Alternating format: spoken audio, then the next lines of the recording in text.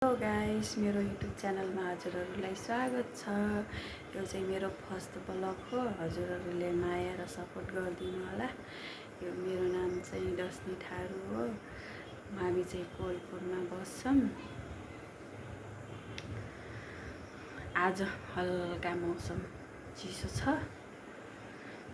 आज दिनभरि पानी परेछ, त्यही भएर अलि शीतलो छ। त्यही पनि यता पंखा चलिरहेछ। यता मेरो नानी चाहिँ सुतिहाल्यो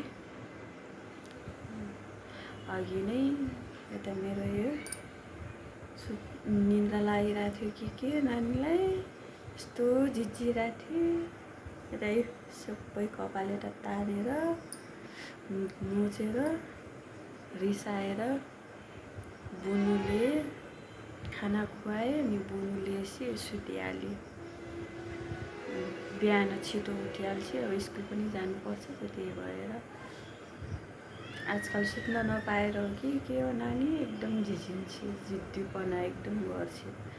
उता चाहिँ आफ्नो त्यो बेबीलाई चाहिँ उल्टो पारेछ। जहिले नि सुत्ने बेलामा यस्तै हो नानीले, त्यो बेबीलाई उल्टो पार्छ अनि आफू सुत्छ। मेरो छोरी अहिले उठेको भए म पनि भिडियो बनाउँछु भनेर एकदम जिद्दी गर्थेँ। सुतेरै छु। म चाहिँ खाना पकाइरहेको छु।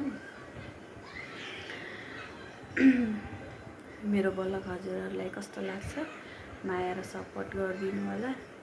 आजलाई यति नै, बाई।